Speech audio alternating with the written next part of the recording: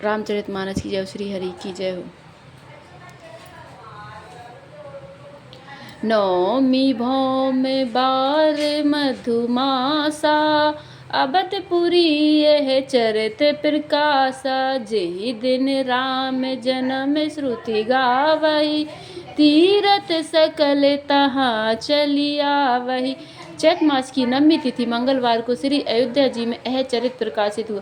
जिस दिन श्री राम जी का जन्म होता है, वेद कहते हैं कि उस दिन सारे तीर्थ वहाँ अयोध्या जी में चले आते। असुर नागे खगे नर मुनि देवा, आई करहि रघुनायक सेवा। जन्म महोत्सव रचहि सुजाना, करहि राम कल कीरति गाना। असुर नाग पक्षी मनुष्य मुनि और देवता सब अयोध्या जी में आकर श्री रघुनाथ जी की सेवा करते हैं। बुद्धिमान लोग जन्म का महोत्सव मनाते हैं और श्री राम जी की सुंदर कीर्ति का गान करते हैं। मंजहि सज्जन वृंद बहु, पावन सरजू नीर।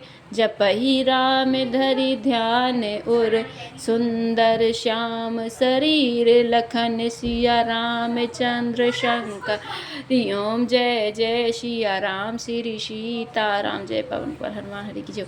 सज्जनों के बहुत से समूह उस दिन श्री सरयू जी के पवित्र जल में स्नान करते हैं और हृदय में सुंदर श्याम शरीर श्री रघुनाथ जी का ध्यान करके उनके नाम का जप करते हैं।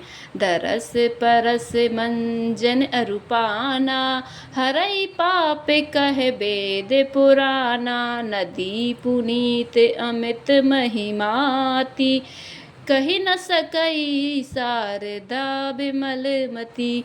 वेद पुराण कहते हैं कि सरयू जी का दर्शन, स्पर्श, स्नान और जलपान पापों को हरता है।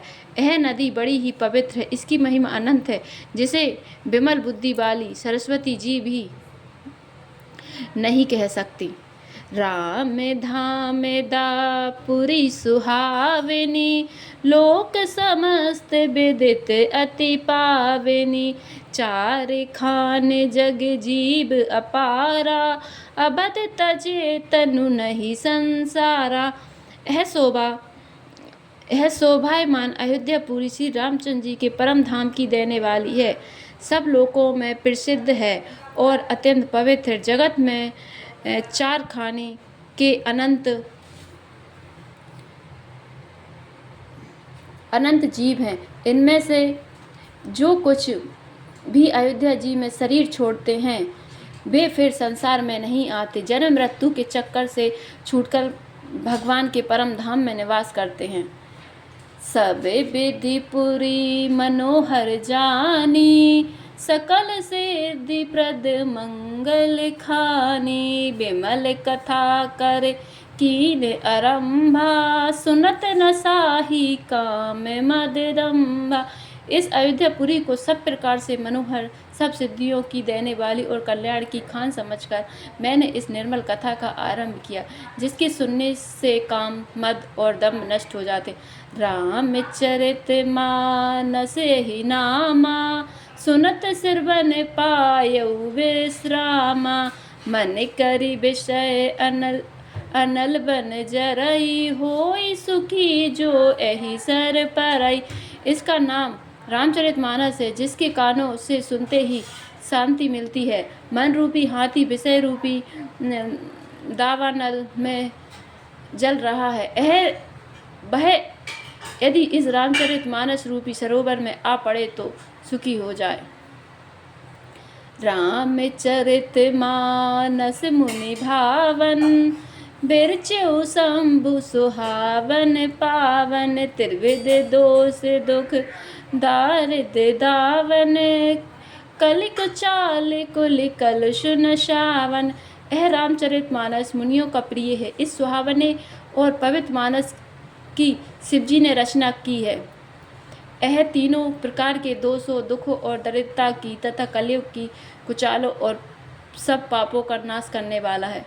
रचे महेश निज मानस राखा, पाई सुषमऊ से वासन भाषा।